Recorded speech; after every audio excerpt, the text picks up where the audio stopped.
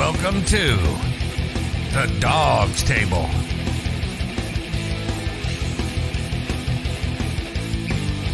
Hosted by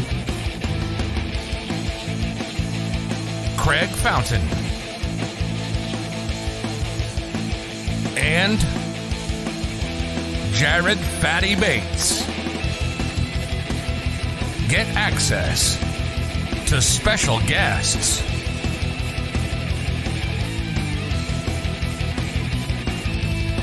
anyone can join the Dawgs Table.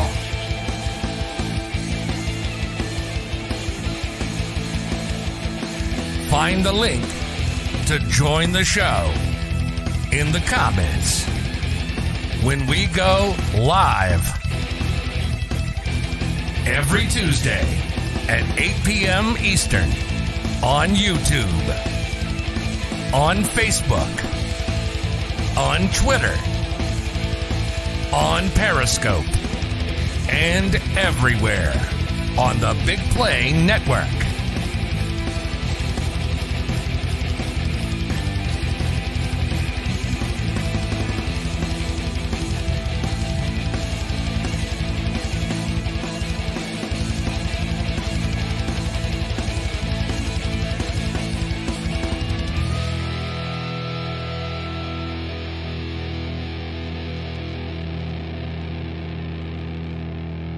Here's your hosts, Craig Fountain and Jared Fatty Bates.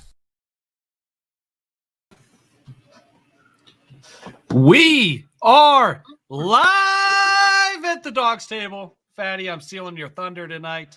I'm excited. Completely fine. I'm a little late, and I apologize. Normally, I come in hot, but a little lame duck today, but that's okay. That's all right. But welcome to the Dawgs Table. We are here every Tuesday at 8 o'clock. For those of you that don't know, we are a live Browns roundtable discussion. Anybody can join. We'll be posting the link in the comments for anybody to join very quickly here. So give us a few minutes. We'll post the link in the comments. If you're on Twitter, I will post the link manually in the comments. If you're on Facebook, YouTube, we can actually display and interact with your comments, kind of like we did here with Chris. Chris says, here we go, brownies. Chris, we appreciate you joining in. Make sure you guys hit that like button, that subscribe button. If you're on Twitter, hit the like button, retweet this video out. We certainly appreciate it. We are brought to you by the BIGPLAY Network. You can watch anywhere BIGPLAY as well as anywhere that we're on. And we are presented to you by Labatt Blue Light and Remax Edge Realty, the JC Group, an outstanding group of sponsors we have. So check those guys out. Links are in the video description. Fatty, how was your bye week? Well, it kind of sucked, but it's okay. We got some bad news as a family. One of my friends passed away with COVID on Friday, which I've talked to you about. So it's been kind of a weird week here in the Fatty household, but something, sun shining, sort of. It's 20 degrees. It's cold, snowy here in Cleveland. So it is what it is. It's that time of year. But the bye week was, and also Michigan won the Big Ten championship, and they're in a playoff, and it just it's just weird. It's a weird year. Weird. All right. And, what about you? What did you do on the bye week? I worked. I worked, and it was Landon's 16th birthday this weekend. So we got out here. We checked out. We don't talk about food as much on here as as you do on Illegal Ham to the Face. But Ben, to answer your question, we were on Twitch. Nobody was watching. Twitch is hard to get into, especially when you're outside of the gaming world. But what was I getting at? Oh, we went to a Brazilian steakhouse up in the Beechwood area, and it was pretty good. That's what he wanted for his birthday, was to go to a Brazilian steakhouse. I didn't get a phone call. What in the world? You go to the Brazilian steakhouse and you don't even call me? Come on, Craig. Oh man, what a bill that was. But hey, it was the 16th. He's getting a car. He's ready to get his license. This is strange territory as a parent. So when's he going to start cutting clips for us? Put Man, him to work. Come on. Put him to work. I know. Gen Z and their price tags these days. It's insane. It's insane. We'll figure it out. Oh, Justin. Justin. For real, we were on Twitch. We had it connected. But we just didn't get any engagement or viewership. It's hard to market outside of the gaming space. Can we just go Justin BJ? I mean, we can actually I'll tell you what, Ben, if you want us to go on Twitch, let us know. We have a Twitch. It's a click of a button for us. So we can actually go live on Twitch next week if that's more convenient for any of you. Let us know for sure. Feedback is always welcome. Let us know in the comments if you like the show, if you think it sucks, however you feel. Give us feedback. But I'm going to post the link right now in the comments. Oh, you're bringing everybody in this early? Yeah, we're going old school today. It must be bye week. All right, so it's going out. Success. All right, so what are we getting into today? I think I'm the one that came out with the Twitter poll, right? You want to get into the Twitter poll real quick? Yeah, let's go ahead and do the Twitter poll, and we'll kind of go from there. And if anybody wants to jump in, feel free to click that link. You can join via video or audio. We'd love to have you and talk Cleveland Browns with you. Here we go.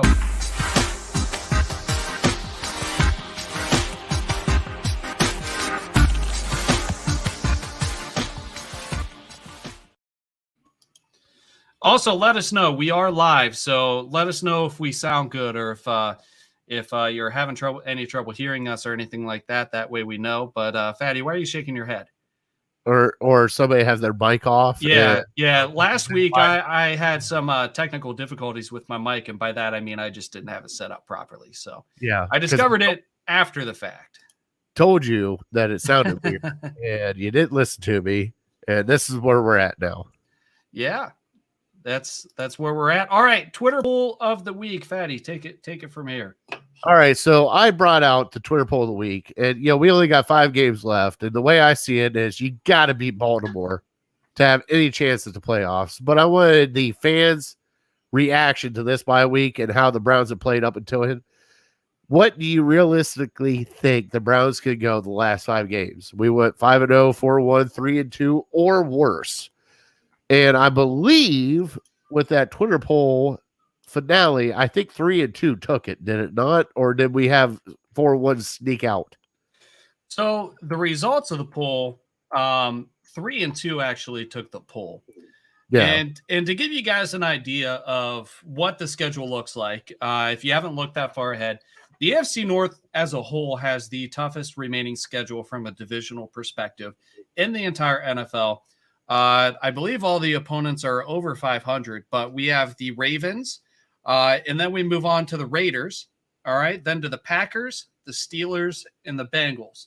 So this is not an easy stretch. Now, we are completely used to playing a lot of divisional games late in the season, right? The NFL loves, especially that last week 17, or in this case, week 18, in moving forward, that's going to be the Bengals game. And it will probably have serious playoff implications. But they always love to stack us full of divisional games towards the end of the year. The Raiders, they've been kind of up and down. Frank, I'm not sure if Frank is a Browns fan. We welcome everybody here. 1-4. Everybody's entitled to their opinion. It is a tough schedule. 1-4 is probably just as possible as 4-1. There are no guarantees in these last 5 games. We know what we're up against with the Ravens. The Raiders have been pretty strong, even without John Gruden after his departure. The Packers look like the toughest game on the slate. And then the Steelers and Bengals, to close out the season, they're also going to be fighting for a spot in the playoffs. And we play each other pretty tough historically. Unless you ask a Steelers fan, then they'll probably tell you that we don't play them tough. But, it's what it is. It's what it is. It's been better lately. It worked out well last year. All right, let us know in the comments, especially you Facebookers. I know not all of you guys are on Twitter. Some of you guys are YouTube, Facebook. Let us know in the comments what you think, how you think the Browns are going to finish out the season. 5-0, 4-1, 3-2, or worse. You can speak up just like Frank here. Frank said 1-4. Craig, how do you feel?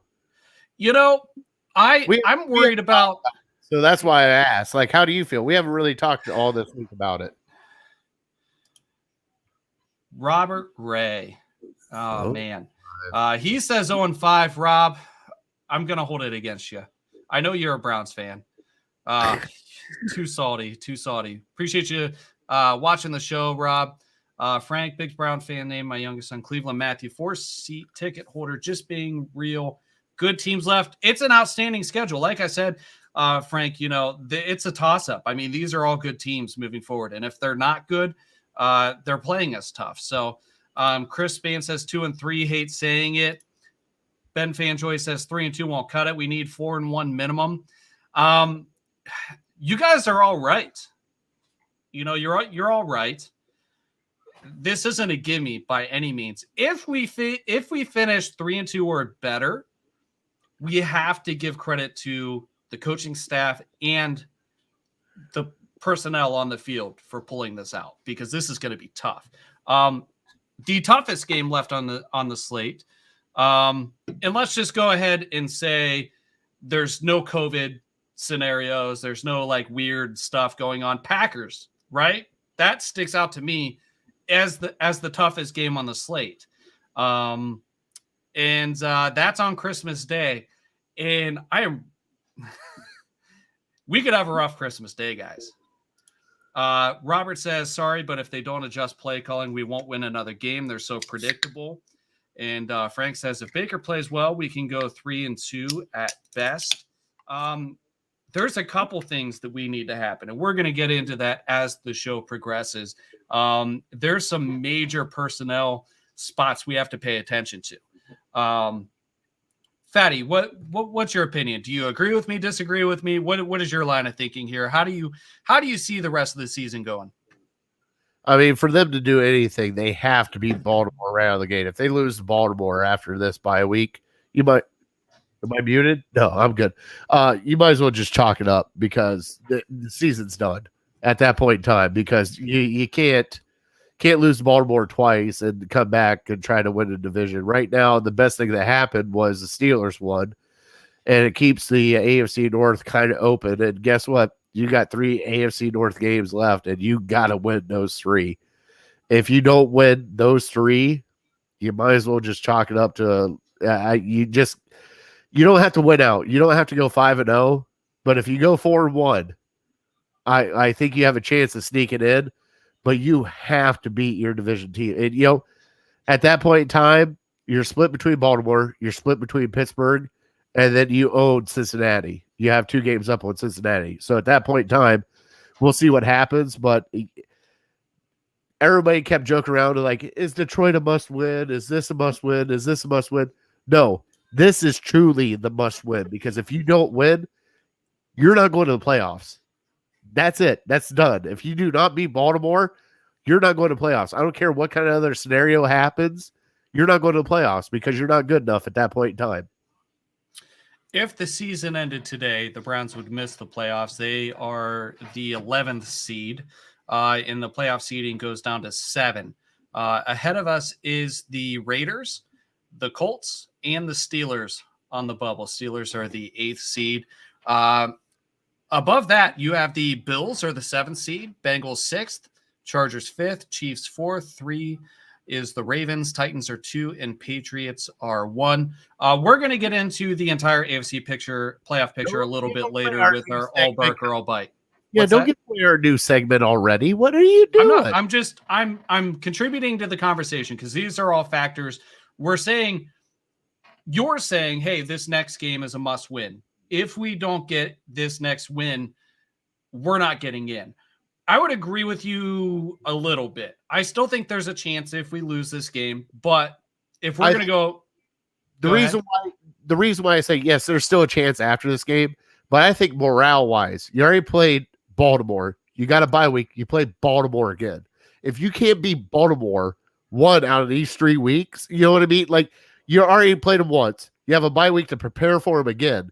And if you can't beat them again, you might as well, the morale of the team will just go through the bottom floor into the basement. And I don't know if you can bring them back from that. All right. So before we reveal the results, which we kind of already did, but before we go over the exact breakdown of the results, let's bring in friend of the show, the man, the myth, the bald legend, Justin Masters. How's it going, bud? All right, how you guys doing?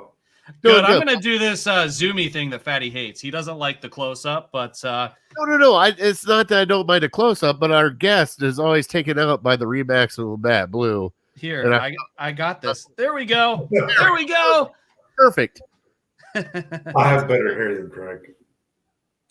What do you say? Do you? I guess I sometimes don't I wear have my better hat. hair than Craig, so Are you a ginger? no. Oh, then 0% chance. Anyways, what are your thoughts on the conversation we're having here? How do we finish out? What are your predictions moving forward? I'm thinking 2-3 with an outside chance of 3-2. Like I think we'll win this game against Baltimore. I think we'll beat the Raiders. I think Cincinnati might be tough. We could possibly beat Green Bay. That's going to be a tough task at Lambeau on Christmas Day. Yeah, but it's time that we've had a high-profile game like that, though. That is true. I'm actually kind of excited about that game because my wife goes, "What are we doing for Christmas?" I'm like, "I know what I'm doing for Christmas. I don't know what you're doing for Christmas." What time is that game? Is that a 3:00 game? I think 4. 4. So which one are we talking about? Because I can tell you. The Green Bay game because you got Las Vegas 4:30 p.m. 4:30, Yeah. and the Raiders game is a night game on Saturday, right? The Raiders is a Saturday afternoon game at 4:30. Oh, it's an afternoon game. I thought it was a night game. Okay.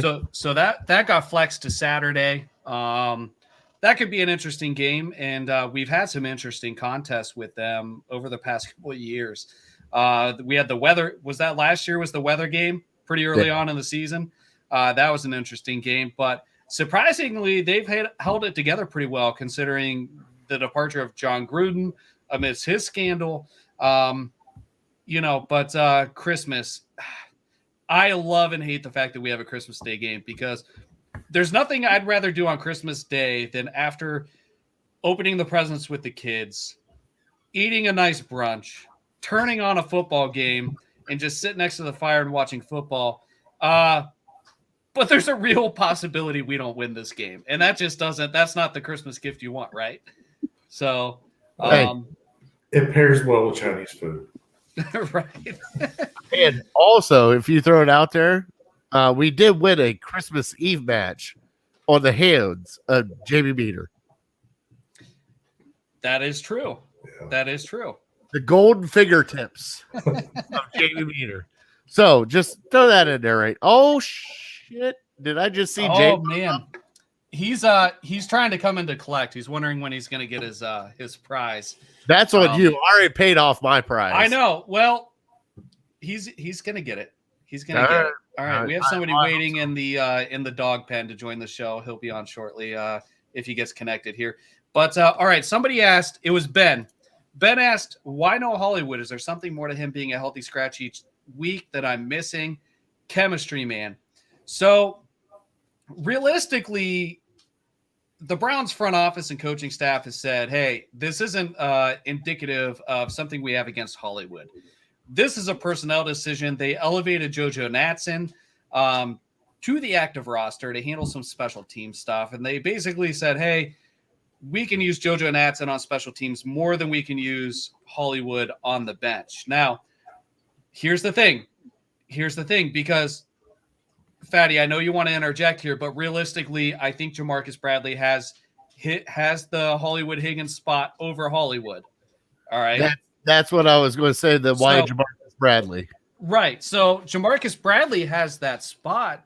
And, but I do find it interesting that Hollywood is, I don't know if he's in the doghouse, but it seemed like it doesn't matter which coaching regime or front office regime is in Cleveland. He always finds himself trickling down to the bottom of the depth chart.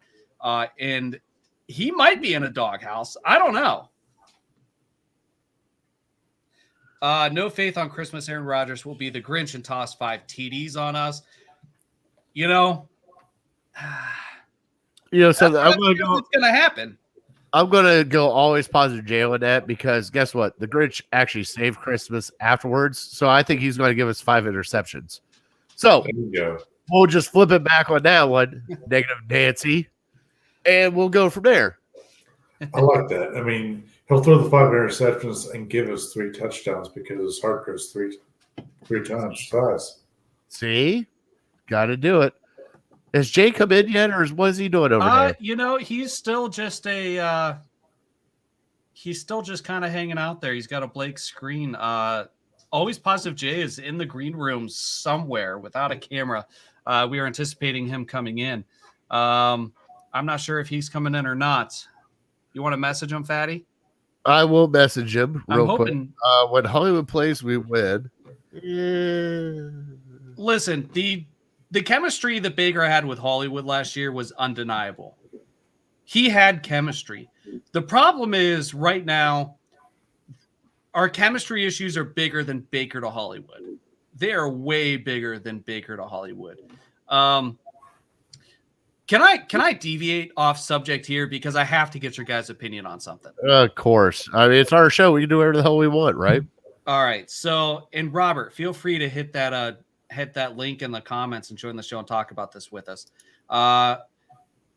Kurt Warner did some interesting work this past week and broke down every Baker throw. And he basically said what I failed to say last week because, I mean, let's be honest. I tried sticking up for my guy Baker, and you guys just pummeled me to a pulp. No. Brad pummeled me to a pulp. Jared, you let it happen. Well, of course I'm going to let it happen. Let it happen. Hey, this is the best part of it. Was Brad on fire? You were Switzerland. You were Switzerland.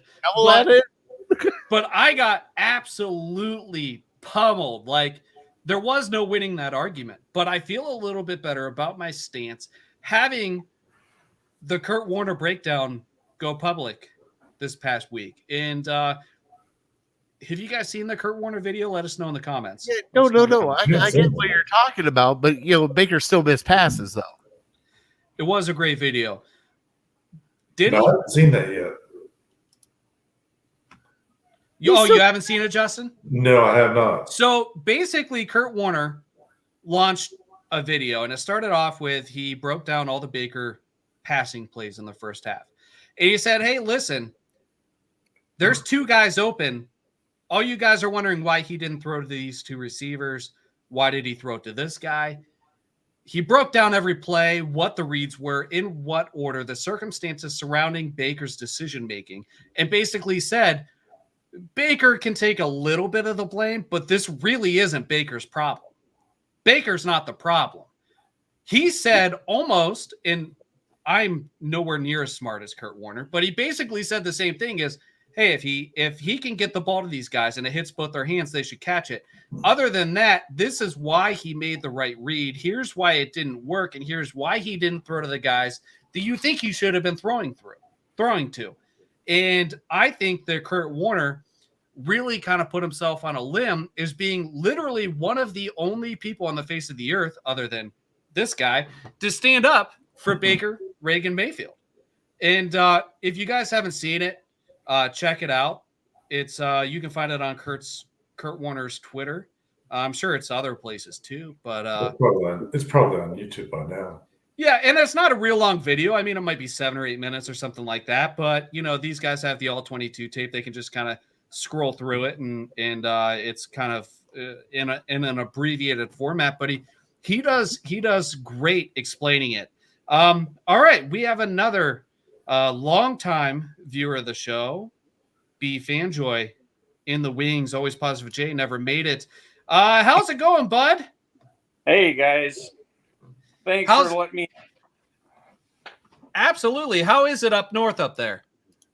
It's just as good as it is up there is down there. No, it's quite fine right now. We're gonna get a cold snap, but you guys have had snow so far. You're in Canada, correct? I am, but I'm East Coast. So, we don't get the lake effect like you guys do. Fatty. I think the link up there. I think, Craig, I think your take on Kurt's breakdown, I think, is 100% right. Reality is the game wasn't a good one for us. It just all around kind of stunk it up the whole way, except for D. I appreciate that. And see, somebody out there is willing to say, hey, I stand with Craig and Kurt. You know, Craig said it first, Kurt backed him up, you know, and that's how it goes. But I appreciate that. Fatty. But you and I watched the video, right? Okay. You and I both know that no matter what happens in Cleveland, when it comes to Baker Mayfield, it is black and it is white. Right. There is no gray area. All right. There is not like a little bit of gray area. Like you are either for Baker or against Baker. It doesn't matter what video comes out or who says what or whatever happens. There is no middle in this conversation. But I will be in the middle because I actually do believe in Baker Mayfield. I think he can do it. It's just I also think that we don't have the wide receivers to do it right now. You sit there, you look at all these high octane offenses with their wide receivers. I mean, look at OBJ. What has he done at LA? Nothing. He caught one touchdown. Well, he did that here too for like a year and a half. Like I don't understand. Like we don't have the quote unquote guy that can get completely open on a drive. And now with Njoku out, scares the shit out of me even more because we got 2 tight ends out and we're going with Hooper and then a whole bunch of wide receivers. So he's here. Do you want to bring him in? I'm going to bring him in. And ladies and gentlemen, give a round of applause to always positive Jay. How's it going, Jay? Finally got this working. Apparently my new phone is just I couldn't get it connected for some reason. Oh, I should have got an iPhone. I'm just messing with No. you. But God, he no. says no. By the way, Jay is also part of the Big Play Network, and you can catch him on the Voice of the Land on Sundays, which you guys had Cam Justice on. How is Cam? She's awesome, right? Oh, she's the best, dude. She's so awesome. It was a true joy to have her on the show for sure. We had a blast having her on a couple weeks ago. It was absolutely incredible. But I have to ask you, Jay, and moving past the fact that I owe you a T-shirt, the Kurt Warner video, what positives can you take away from the Kurt Warner video? I didn't see it.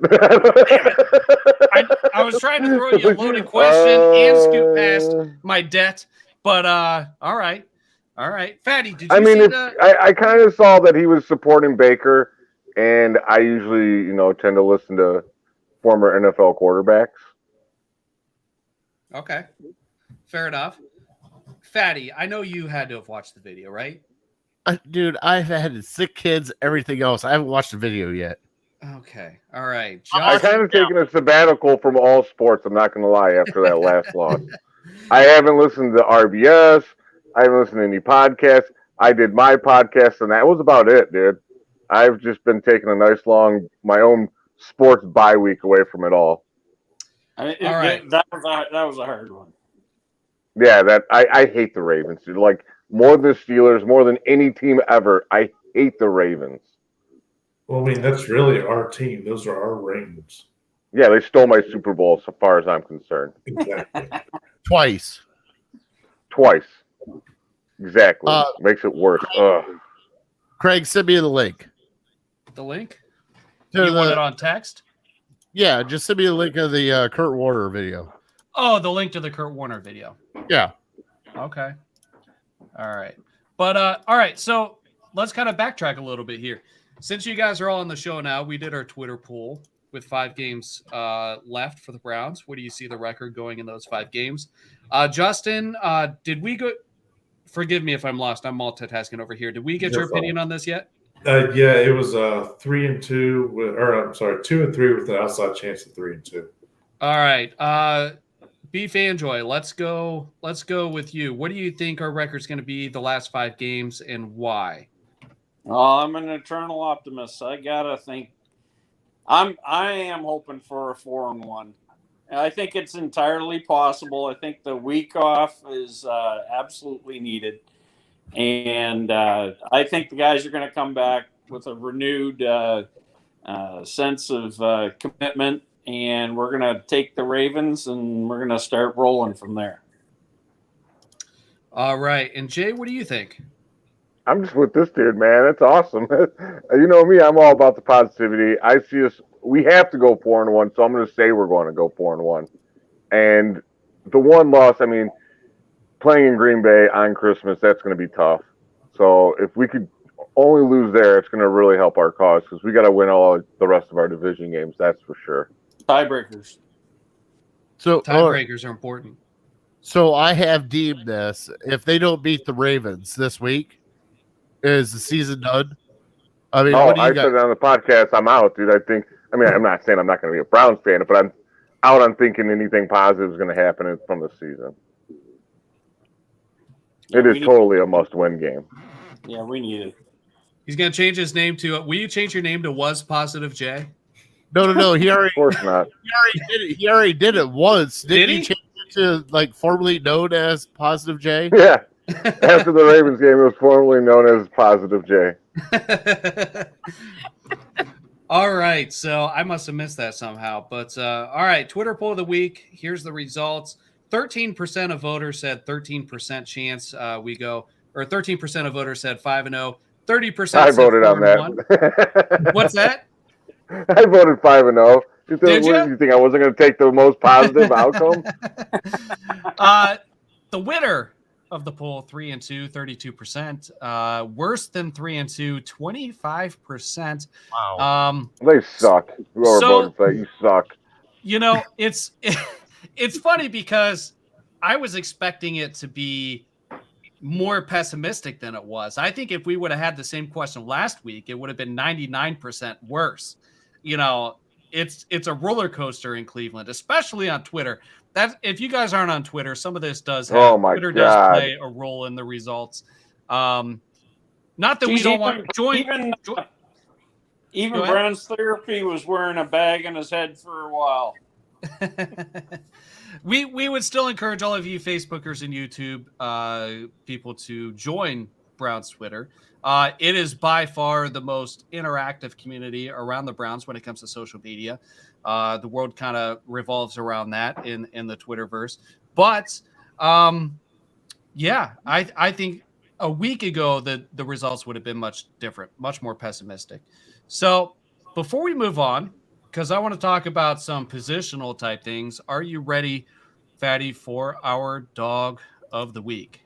Of course. All right, let's do it.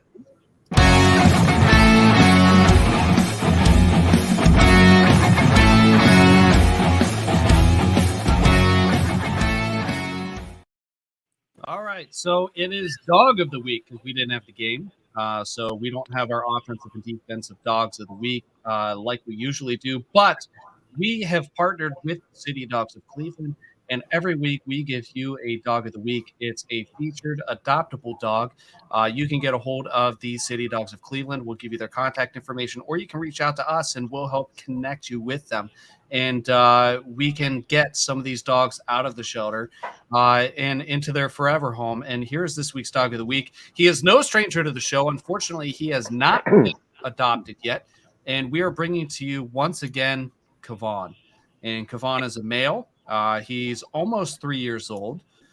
He's playful, sweet, and snuggly. He is friendly. He's smart. He knows how to sit. He's working on stay. He loves toys. He's a good walking partner. Likes to sniff and explore. Good in the car. Loves the wind in his fur. And he seems to be housebroken very well. There is a couple more pictures of Kavan. He is available for adoption at the City Dogs of Cleveland. And here's how you reach City Dogs of Cleveland. At City Dogs CLE on Twitter, and on Facebook, it's at City Dogs Cleveland. You can reach them by phone at 216-664-3476. And again, if you have any trouble getting a hold of them or would like us to connect you with them, get a hold of us personally, and we'll help connect you with them. It would be the least that we could do to help these dogs out. And if you're at the stadium this Sunday, Section 121, there's a concession stand. All the proceeds from that concession stand go to City Dogs of Cleveland. So the same goodies you would get at the other concession stand, go to this one. The proceeds will benefit Kevon and the other dogs at City Dogs of Cleveland. So, Kevon, I'll show him one more time. He is up for adoption. He's been He featured. is such a good looking dog too. I know. Oh, Very that's a good-looking beautiful dog. coat. Yeah. Beautiful Well, coat. we just got a message from Beth. We retweeted on our Twitter page of all the dogs that were adopted the past few weeks. Unreal the amount of support that they have gotten. I think it was like 20 dogs were adopted in the past couple weeks. So anything you guys can do to help out, even if you just want to donate $20, $5, it doesn't matter. Help them out because they're doing a great cause. Yep. And so City Dogs of Cleveland, and let us know if you need help getting in touch with them. Again, we don't have Great Christmas gift. Yeah, absolutely. Absolutely. All right. So I know everyone's struggling, like, oh, what should I get? What should I get? Get a new family member, man. Yeah. Get with it. Put a bow on his head. He'd make a perfect gift. Exactly. Oh my I God. know. A lifetime supply of hugs and kisses from the Yes. dogs. All right. So we have a couple storylines coming out of the bye week before we get into our Ravens preview. And I think the maybe question marks more than storylines, but the biggest hole on our roster right now is, in my opinion, right tackle. Would you agree or disagree, Fatty? Oh, I disagree. You disagree? What about you guys? I want to hear what he's got to say. Who, me or Fatty? Fatty. Well, I mean, Hans has done it. I mean, he's done it on the left side. He's protected the left He side. ain't Right even now, starting. who's starting? We don't know yet. Hudson's getting the start, I think. Is I it? don't, I I'm don't pretty know sure that Hudson's going to be trying starting, but I think he's going to have a short leash from what I'm hearing. so I didn't see any Aaron Moore, maybe? confirmation. Never mind. I didn't know didn't- what was happening. No, it's I not didn't- confirmed. It's not confirmed. Don't get me wrong. So But basically, I'm pretty sure the person that said that, I think it's Brad. I forget his last name on Twitter. Dude never gets anything wrong. And Brad Ward. Yeah. No, not Brad Ward. Something Stainbrook? else. Yes, thank you. so essentially the front office and the coaching staff, they were asked, hey, like, who's playing right tackle? Is it Hans's job? And they said, no, we're not committing to Blake. And here's the problem. James Hudson, who would be the presumed, he would be presumed to be the one starting in Blake's spot. He hasn't always performed very well either. And arguably Blake has performed better than James ever has. Here's what puzzles me a little bit. All right, go ahead, Fatty. Go ahead before I throw something out there. Just a curiosity question, because I mean we've joked around like Batonio going out to left tackle and all that other crap. I mean, is there a chance that Hans goes to right guard and Teller goes out to right tackle? I personally don't think so. I'm just asking the question.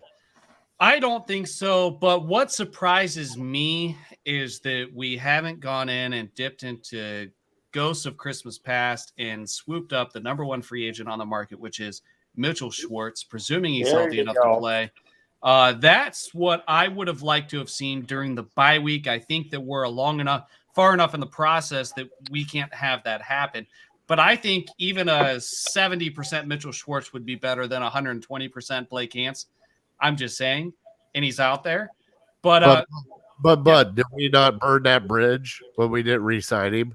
Does he actually want to come back to Cleveland? Different. That was 18 Different offices regime. ago. I mean, if he wants a job, he wants to come back. Yeah, to Cleveland. I mean, there's that too. We have the. Familiar, very familiar area. That helps a lot. Yeah. I didn't even think of that. That's awesome. That'd be a great move for them, I think.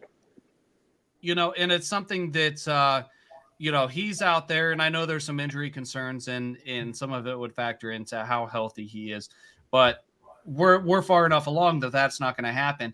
And I think the biggest hole on our roster right now, in any phase of the game, is right tackle. I think it's affecting Baker.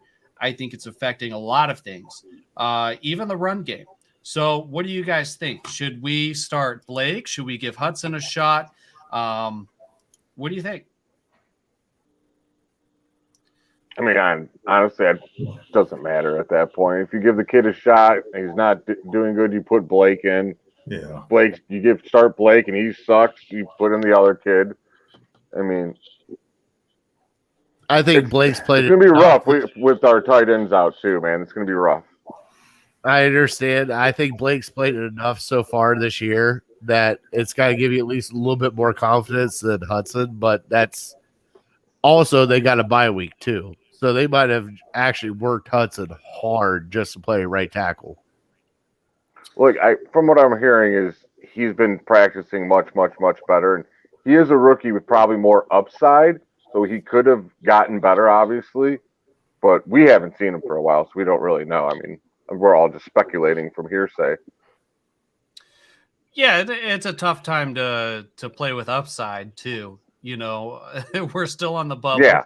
There's still a chance. But you know, fortunately it's on the right side, not the left. It's still not ideal, but Beef Enjoy, any input on this? I mean, we're another man down. We need to groom people that are tackles that are out there, and we got to give them a go. I agree. I think that you always have Hans that's sitting there waiting to go. If not, right? You know, I love the Mitchell Schwartz throw out, but I don't know who's left that even knows him. I mean, really, we got Batonio and Treader maybe that played with him, and who's left even in front office that knew him. Right. So a bridge might have been burned. I don't think it is from a city perspective, and it's a different front office. But who knows? Maybe he's ready to hang him up. I don't know. But before we get back to Justin, we got to get back to Justin because Robert Ray brought this. Justin, what is going on with the purple and the? I was thinking the same thing. I'm not gonna lie. I'm like, man, all that purple is getting me angry over here. I'm in the process of repainting this room. It's going to be my office, library, study, whatever. But so you're going to paint it Ravens colors of all things? Do what? You're going to paint it Ravens colors of all things? I'm not thinking about that. I read something a year or two ago that purple helps induce brain function. So if I'm going to use it as a study or office or whatever, I want to be able to think. We obviously know brown and orange does not do that. I watched 12 people get on the field after a timeout. Brown and orange does not infuse brain activity at all. Fun fact, Robert Ray is a realtor with Remax Edge Realty. And if you look hard enough, you can find him on HGTV. So we have a TV star in the midst. Rob, thanks again for watching. Appreciate you commenting. Why would he show his face if he's on TV? His face is right there. No. On here. Here. I don't know. But I'm just giving him a hard time, TV star. But I love Rob. So, yeah. All right. So, Fatty, you said right tackle's not the biggest weakness on this team. What is the biggest weakness? Right now, tight end. You got too many tight ends out. I mean, you got Njoku, who's your leading wide receiver. He leads you in yards. You're left with Hooper. Bryant's out. And guess what? You got nobody to back him up. Nobody to block for Chubb. Nobody to block for Hunt. That kind of scares me more than the wide receivers do. And even though the wide receivers are suspect as is, having those two guys out kind of scares me a little bit more. I think right now the tight ends are kind of I worry. I really worry about this game. All right. Do any of you guys think that it's a different position group that's our weak spot? Wide receivers. Wide receiver, fair enough. It's been wide receivers all year long since Jarvis has been hurt. DPJ started stepping up. Boom, he gets hurt. Odell, let's not even talk about that. I mean, they can't even start Hollywood Higgins for who knows whatever reason. You got just like, remember when at the beginning of the year we were supposed to have like these awesome receiving core? Oh, DPJ. And Why does JD it feel like we old thought we had school Randy receiving Moss, core again? You know, The drop passes are driving me insane, you guys. here's another free agent that's out there. A guy by the name of Damian Ratley. Oh yeah, he could stay out there. You sure? Yeah, I'm positive. You don't think that there's a We've done that. I don't need Donovan Mitchell. I don't need Damian Ratley. I need Chris Olave next year. Oh no! Here we go with the Ohio State bias. No, I'll take any of those good receivers. I was just throwing out one. Okay. Hey, I don't even know the names. I don't pay attention to other colleges, so I only know the receivers' names from Ohio State. I'm just giving you shit, Jay. I'm just giving you shit. What do you think about Baker throwing too hard? Those comments. Oh my God. That's ridiculous. Yeah, exactly. You hit him in the hands. These guys, listen. You get paid millions of dollars. Your job is to catch the damn ball. Like Exactly. that's your job. You catch the ball. If you can't do it, get the hell out of here. How about this, Baker? If you're throwing so damn hard, I want unnecessary roughness stuff. I want you to hit right here in the helmet, and it just stick there. That's right in the schnoz, Marv. It's funny that we give him, criticism for that, but there are legendary stories that the legendary quarterbacks have been praised for. There is the Elway cross. Brett Favre was dislocating fingers. I'm just saying, I understand the quarterbacks need to have touch. The fact that he's throwing it too hard, stop. Hey, he's throwing it hard for a reason because he's receiving attention to first down. Justin, go ahead. I'm sorry I cut you off. It wasn't Justin. It was me with. Oh, okay. I'm sorry. I really don't remember what I was going to say, but I'm going to get here, guys. I got to get to bed and get up early. It was a pleasure. Y'all have a good night. Thank you, Justin. By the way, paint that room something other color. Don't do purple. Just don't add black. Anything else. Don't even do black because of Steelers. No. You can pick any other color. Why don't we go with Kansas City Chiefs? Why don't we go with those colors? I'm really liking how it's turned out, though. I know, because you look Put like a gold Ravens. in there. That was my high school colors. They were terrible. Justin, thank you, bud. All right, have a good night, guys. You, bud. All right, so we're down to 4. All right, so power rankings. Pro Football Talk came with power rankings, and I want to share a quote. Mike Florio.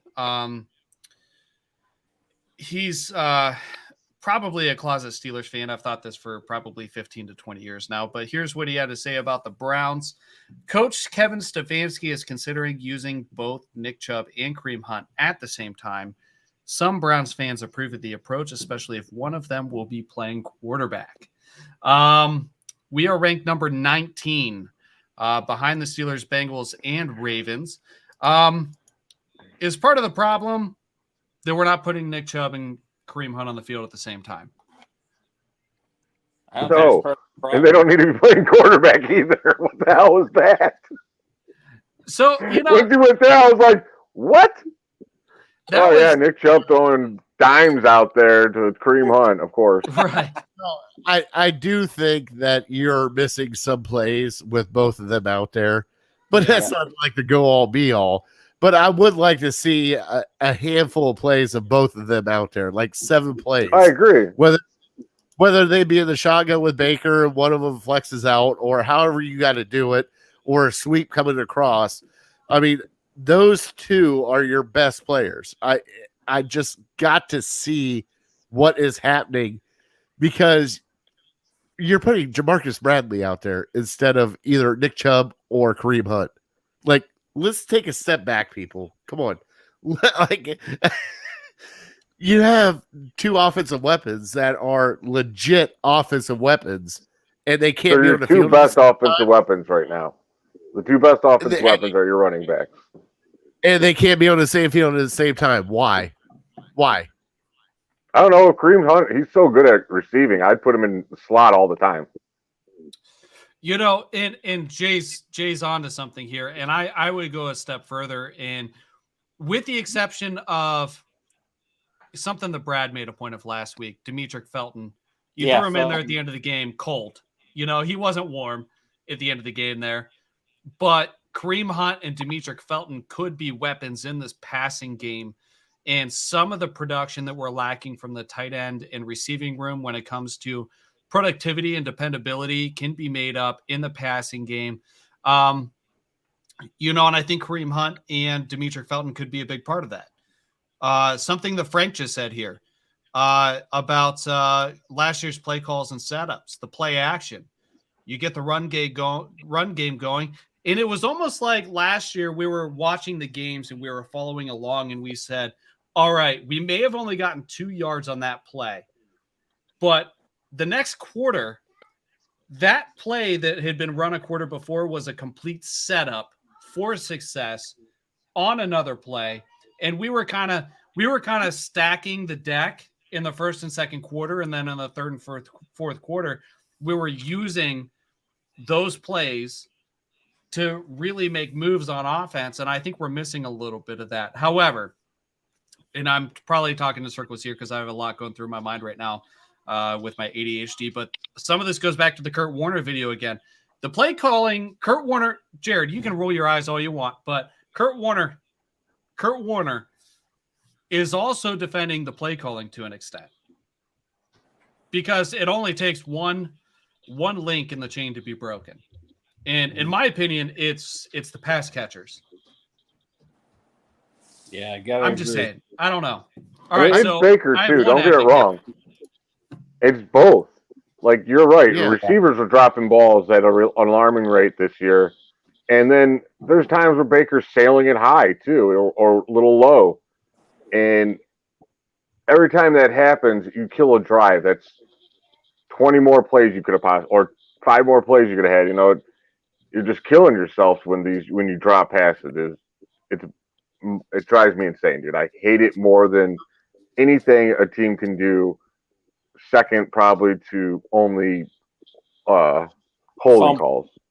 Jay, I wish you were on the show last week. Brad Ward buried me 1,600 feet under with that argument.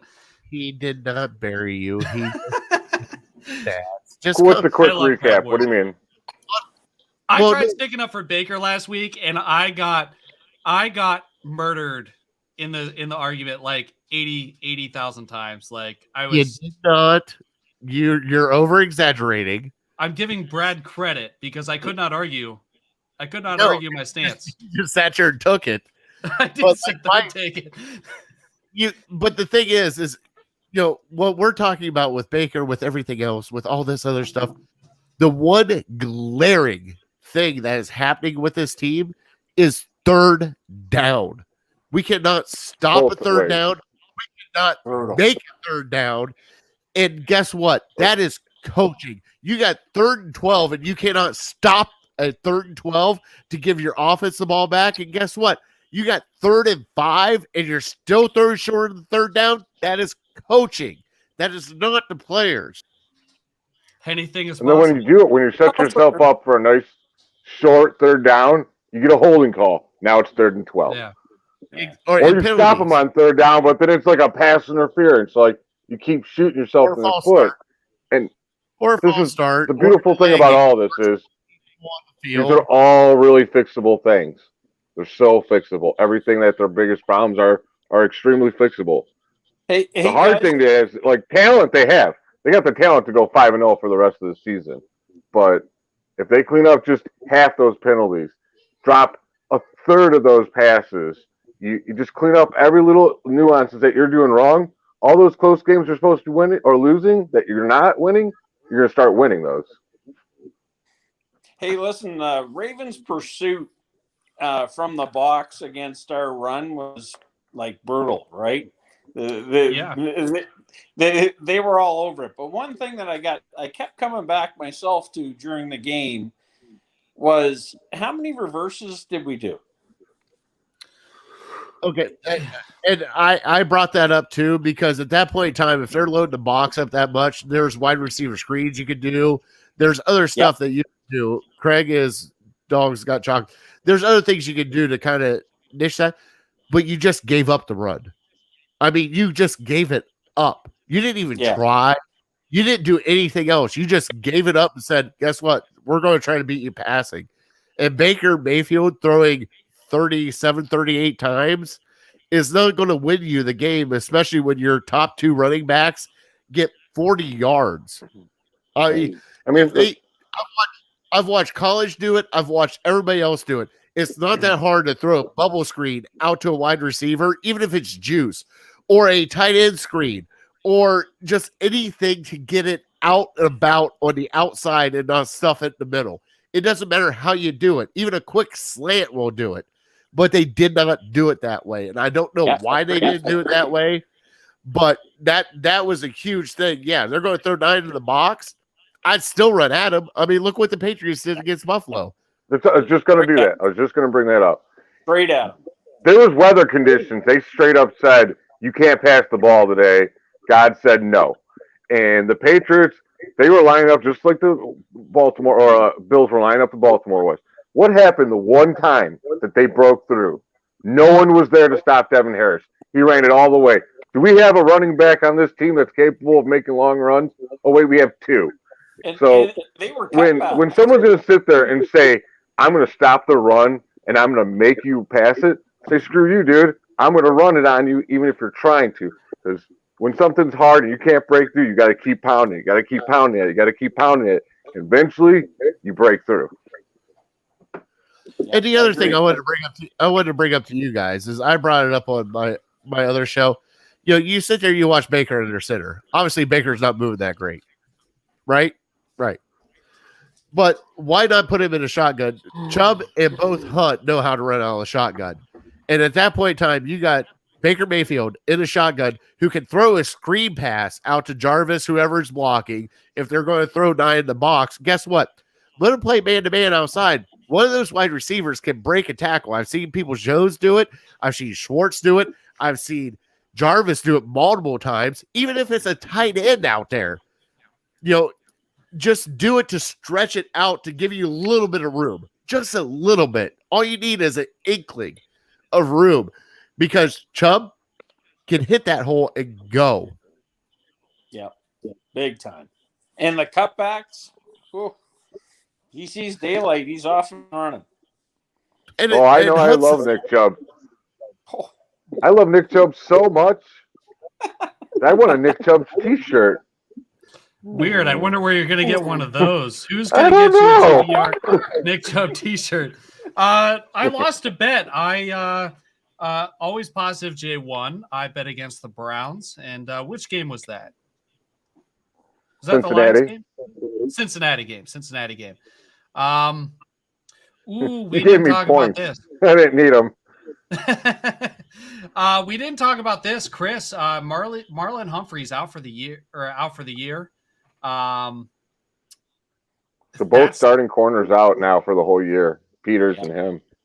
That's huge. We need to get separated. And he gives us hell every time he plays us. I respect him, but I can't stand him. He's a biological terrorist. He is. He is. He disgusts me. He's, we're all masking up, and he's like hawking loogies at Browns players. But I guess that was last year. What the hell? I hold a grudge. Speaking of me giving people things, I owe Jay a t-shirt. Ben, you got the cards in the mail, right? I did. Thank you very much, guys. Man, that's fantastic. Love it. They arrived nice and safe and sound and in good condition. Thank you very much. All right. So those of you watching, our giveaways are real. Ben can attest to that. Jason Hand of the Browns Huddle can testify to that. We've had other giveaways. Red Leg can attest to that. Our giveaways are real. We follow through. By the way, yeah. I'm trying to organize a watch party with all other podcasts that we all got going. A big, huge podcast party. And obviously anyone that listens to any of our shows. So be ready for that last Steelers game. We were talking, and I think it would be really fun if we could get everybody together. I think it would be fun to also go live, do almost like a concert lineup. Oh, yeah, for sure. And just we can set up some mics, and of course we have our live stream capabilities. Jared and I go live from bars once a month or so. Yeah, that's what I'm thinking. We with can all line it those up. We can podcasters, you just know, someone wants to get on a mic. Yeah, absolutely. Absolutely. There's nothing more fun than in our last live show got cut short because we had some Wi-Fi difficulties and you can't do anything without the internet, right? But like we had the Here We Go Brownies chance in the bar. We were buying rounds for all the patrons. Labatt Blue came up big for us as far as giveaways and things like that. We always have a blast. So I think that would be something fun to set up in What the bar Cleveland. was that? We'll talk behind the scenes. Yeah, absolutely. So we actually went to it was The Office is what it was called, and it was it's also owned by a pizza company called, I think it was A Slice Above Pizza, and they had some amazing really pizza. Absolutely. So we went in there and set up and we had an absolute blast. We bought everybody drinks, Labatt did giveaways, and we try to schedule something once a month. So keep tuned, stay tuned. We have one coming up for December that we'll announce shortly. We already have January and February lined up, I believe. So, you know, and we may have some extra bonus ones in there occasionally as well. We love doing the live shows, actually getting out, talking with the fans, talking football, even when the camera's off. We absolutely love it. Jay, we've run into you at tailgates and things like that. We love doing those too. So it's always been fun. But Well, guys, I just want to let you know that I do have to get out of here. I appreciate it. And yeah, we'll talk about this podcast party thing, whatever we want to call it. All right. Sounds good. Appreciate you joining the show, Jay. All right. Have a good night, guys. All right. You too. All right. So there is always positive Jay. Jared has disappeared momentarily, but all right. I got to ask, what are your predictions going into this week? We got Baltimore. We're at home. The Browns are, believe it or not, 2.5-point favorites right now. Yeah. What do you think about that? What do you think's going to happen here? Let's put it this way: we got to get out to a quick start. No question there. I think it's. I think we got to get out, get a good start, and we need to run the ball right down their throat and use play action to get them weakened up a little bit. I know they're going to be focusing on what they can do to keep their corners safe too, right? Yeah. So and we really shouldn't abandon our run. We got too much talent there to ignore it, and we gotta do something. I love the idea of maybe having the wishbone with the two of them out there. And I think that I'd love to see it, but we can't abandon it. We gotta get out there and be creative and work our magic. We need to get it. We need to get the gel going. Eddie, we're 2.5-point favorites. What do you think about that? We're what? 2.5-point favorites versus the Ravens at home. That means a coin flip. That honestly means a coin flip to me. At that point in time, they look at the Ravens, especially after Seals' game, and it's coin flip. I mean, that's what it was during our game. I mean, we had our chance to do it. We just didn't finish it off. So they're looking at these two teams as equal teams. And you know something? It's going to be a close game unless something magical happens where it's like the Cincinnati game where they come off the bye week and they just light it up like crazy. But I have a feeling it's going to be a lot closer game than what people think. We joked around about it on our show earlier, but I mean, it's going to be a defensive game, and you just can't let Lamar do this stupid things that Lamar does and gets away with it. Like, the deep passes to Mark Andrews after he scrambled for 10 yards. I mean, those are the things that you got to kind of clean up. And late in the fourth, who's the team that believes in themselves? Exactly. And at that point in time, that's a offensive thing that we have to get over too, especially for the Browns. I mean, it's the fourth quarter. You got to take control of that quarter. I mean, you got to take control of both the offensive and defensive line and impose your will on them. I mean, I know it's cliche, but you actually have to play like that against these teams, because if you don't, you're going to lose to them. Yeah.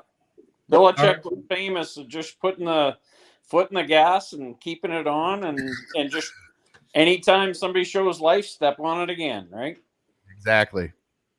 All right, so I am thinking that Chris is referring to Calais Campbell, but I'm not 100%. Calais Campbell, I believe, is playing. I think he played last week too. Yes, he did. But trying to think who else was out that game. Calais Campbell's an N though. He said yes. Okay. Oh, he did? Okay. Yeah, that, I mean, he could play a role, especially with the question marks at right tackle. So my prediction for the Baltimore game is going to be, well, first let's go to our offensive key to the game. Wide receivers have to catch the ball, and we need to stick to the running game. Those are my two keys to the game. It's pretty simple. Catch the ball if it's thrown to you and it's on target, and don't abandon the run game even if things get tough. That is my offensive key to the game. What about you guys? Good. Juice. Get Juice involved. I love it. He's the guy in the receiving room. You want the ball in his hands, right? Third down converts. All right. Third down efficiency. Fatty, what do you think? My offense key of the game are running backs. Yeah. They have to show up this game. And I don't care if they run it 45, 50, 60 times. Right now, you got 5 games left. This is the healthiest they have been since the start of the season. Ride them all the way to the end zone. All right. So Chris says offensive key is misdirection. Don't disagree with that. Oh, no, I don't disagree with that either. But, I mean, they know what you're going to do. But, you know something? There's one of those times that if they know what you're going to do, Zach. shove it down their throat and impose your will, because if they're going to load 9 in the box, this is the best thing if they're going to load 9 in the box and try to stop you from running, and you get 10, 12, 8, 10, 9, 8, 7, 8, 10, that is going to demoralize that defense more than anything else, than a big player, anything like that, because they're trying to stop you and they can't. Yep. And how many times have we heard, especially when we're up in a game, opponents know we're running the ball and we run it anyways, and we're successful at it. If you can't run to the right or run it up the middle, run to the left. Just do it. Whatever is working, just keep doing it. Keep doing it. I don't, if it's second and long, or if you have a third and medium type play, I mean, I'm not opposed to running it. We're passing it on first down. Run it on first down. Who cares if they know we're running it on first down? By this point, they should be assuming we're passing it on first down, right? 2 yards, 3 yards is 2 yards and 3 yards. It doesn't matter. It makes We're it halfway there. We're halfway there. 2 and 7 instead of, second and 7 instead of first and 15. Right. Or, you know what I mean? Like, just downhill. I want this team downhill, ears pinned back, downhill. Pancake day. See, there he is. I love him, by the way. Defensive key to the game. I think I want to see pretty much an identical performance to last week. It's not the defense's fault we didn't capitalize on turnovers. Chances are they're not going to be able to replicate the success they had the last time we played Baltimore. But if we get even close, it's a success. I mean, Lamar wasn't having his way. We were getting turnovers. I'd like to see us just try to get as close to as possible of having a repeat of that game. Doesn't matter how we do it. That's just what we got to do. Yeah. Daddy? I'm waiting on you. You go ahead, big guy. Yeah. The defense is, I got to feel the gel's out, right? It's starting to happen. And, I think that the guys had a really good game plan. I think it's pretty hard to look around and scheme around it too. I'd like to see a little bit more out of our defensive tackles, though. To be honest with you, I would too. Yeah, I think the guys got the talent, but we need to see just a little bit more, right? All right. And Chris says limit crazy big plays on D. I'm with you. I hate Lamar. I think we can all agree we dislike Lamar by now, default. The defensive game plan was like it was last week or last time they played, with the exception, get on Mark Andrews. That is Lamar Jackson's safety blanket. Safety net. Yeah, big time. Because it's not the wide receivers and it's not running backs. So if he can't run it, he's going to throw it to Mark Andrews. There's nobody else on that field he's going to throw to except Mark Andrews. So you have two people you have to take out of this game, Andrews and Lamar. That's it. Yep. And here's what's crazy. All 4 of our interceptions, those throws were targeted to Mark Andrews. However, the big plays that we gave up were Hail Mary prayers thrown up by Lamar under pressure. So, like, because even if you're successful, you're still going to give something up. But we have to contain Lamar to Mark Andrews.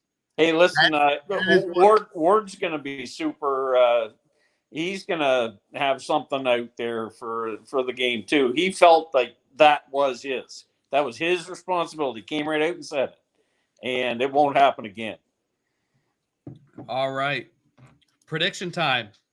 Let's go to predictions. I will go last. Mr. Fanjoy, let's go to you. 27-21. Browns? Yep. All right. Here we go. Fatty. This You're is on the record. This is going to be a weird game, and I got to piggyback off of my show. Yeah. 16-9. Cleveland. 16-9 Cleveland. All right.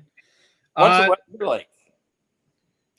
As of right now, it's actually supposed to be decent out here in Cleveland, but I still can't trust Cleveland to score more than 70 points. Yeah, wait 15 minutes.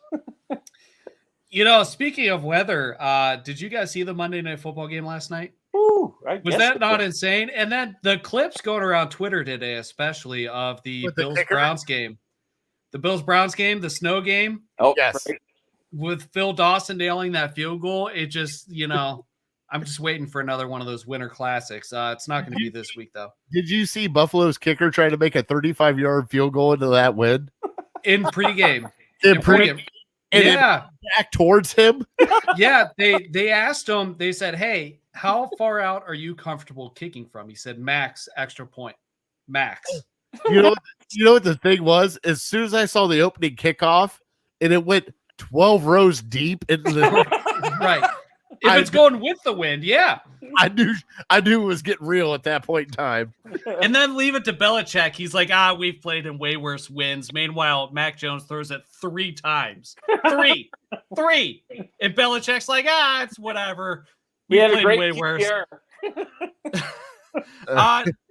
I'm taking the Cleveland Browns, and lately I've been kind of a Debbie Downer. I've been picking against the Browns, which I hate doing because I have to root against myself. Because your face otherwise.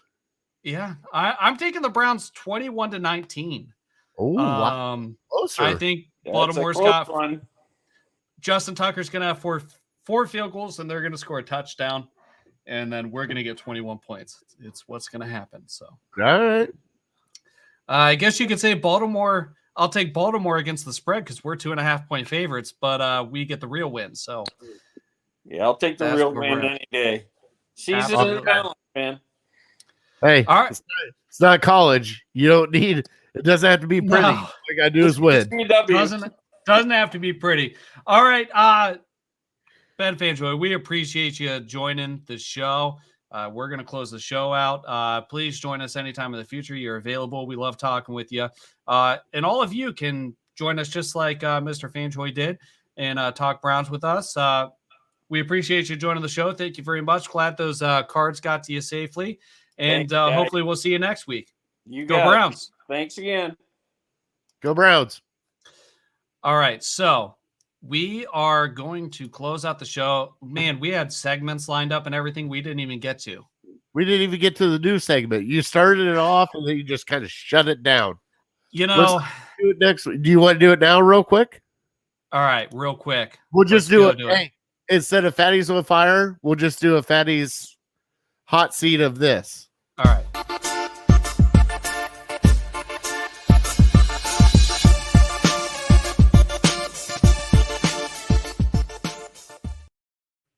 All right, I so love this the video, is by the way. That's awesome.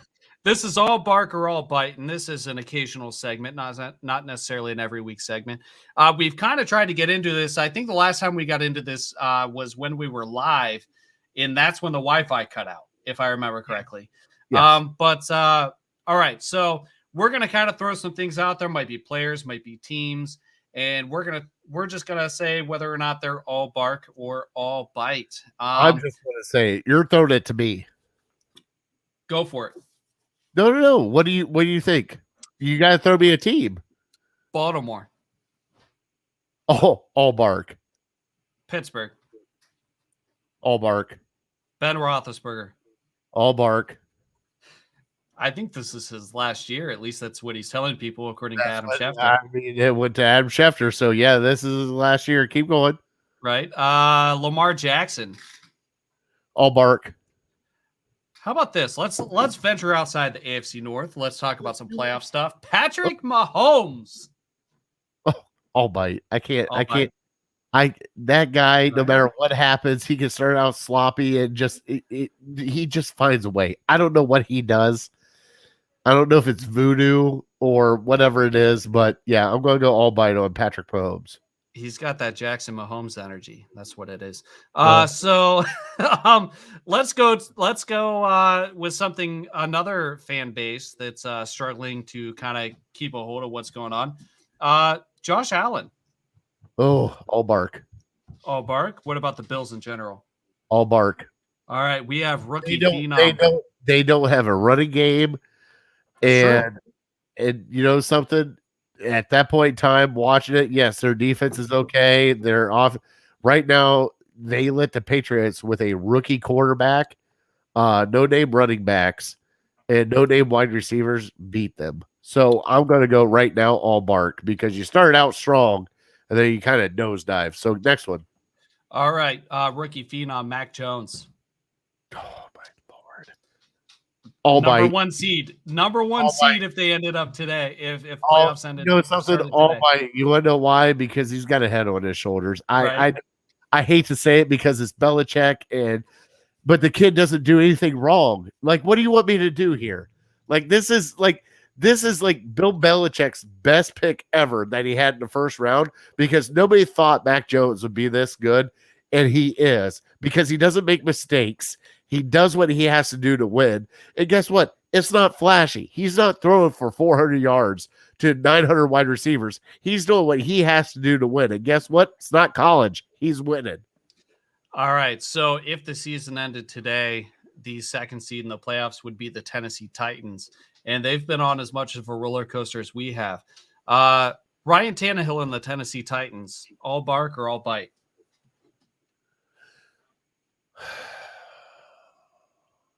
Is there a middle or no? No. I mean, I'm going to go all bark. I think Henry has a lot to do with what they're doing, but I still like Vrabel as they're weird. They're weird, and they lose their top running back, who's second right now, right? Second right now. NFL rushing. He hasn't played since week 7, 8. right. And they're getting production out of Browns cast off Dontrell Hilliard. So I'm going to go bite because I like the coach. Damn it. Right. I don't want to do it, but I do. All right. Two more playoff teams if the season ended today we need to talk about, and then one that's not. The LA Chargers and Justin Herbert. All bite or all bark?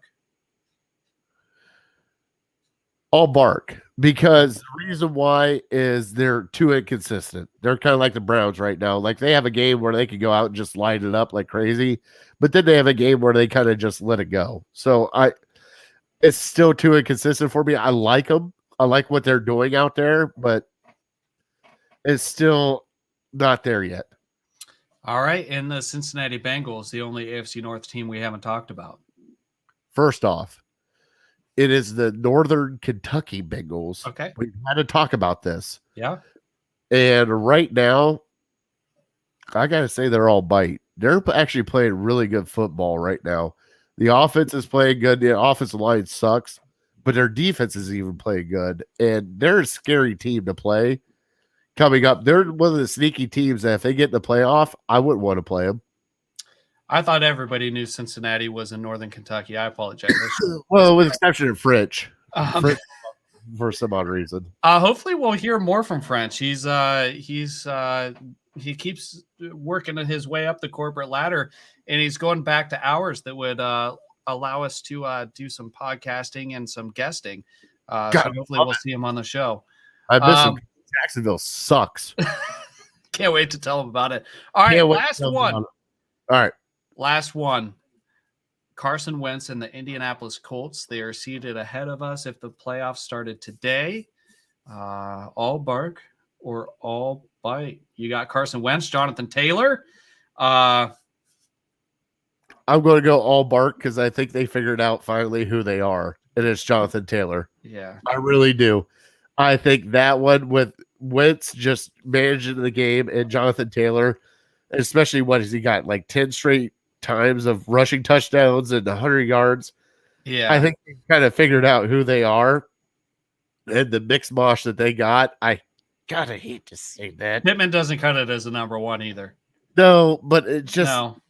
I think it's Jonathan Taylor is the big key to it. It's the Jonathan Taylor Colts. That's all it is. Exactly. I think that's what it is. But I mean, I gotta give them credit because they're doing great. They really are. And it kind of took me a little step back on that one. I can't believe he came with that one of all teams. All right. So we'll keep this going as we get closer and closer to the playoffs. We'll talk about different players, different teams as situations change and the playoff race is kind of coming into light. All bark or all bite is a new segment we'll be going over every once in a while. Anything you want to bring to the table, Fatty, before we close out the show? Not really. We got a couple live shows that we'll announce here soon. I know we have one that will be, I believe, January 25th at Mr. B's in Parma Heights off of 130th and Pearl. And we have another one after that I mentioned earlier. I didn't say where, but we have another one after that in February, and we are working on one right now for determined. To be determined, but we're hoping for December 21st, but we haven't got confirmation yet. So keep an eye out for that. We'd love to be out and about, talk to people. We will have extra microphones for people to join the show if they want to join. You were gone. I was telling everybody we were buying rounds. We were getting the Here We Go Brownies chants going. We were doing all kinds of stuff. Labatt was giving stuff away. Yes. Was a blast. Oh, we had a blast. I think we had too much of a blast at some point. Yeah, I think that's fair. Hey, I think that's fair. When my wife looked at me and goes, "You brought an extra pizza home?" I'm like, "Shut up! Don't judge me. Don't judge me right now." But yeah, we have a couple more live shows chimed up, and especially Mr. B's. Vic is going to put out a spread for us. We're going to have a blast there. So if you guys want to come out and join us, January 25th at Mr. B's. It'll be a great time. So on that note, that's all I got, bud. All right. So thanks for watching the Dawgs Table. We are brought to you by Remax Edge Realty, the JC Group. You can contact them at www.jcsells.com or myself. I don't want to be a secret agent. I am a realtor. I'm a real estate agent, and I work for Remax Edge Realty. So get a hold of me the JC Group for buying or selling your next home. And Labatt Blue. We are sponsored by Labatt Blue and brought to you by BIGPLAY. You can watch on any of their channels as well as ours. And that's it. Until next time, from Jared and Craig here at the Dawgs Table, go Browns. Go Browns.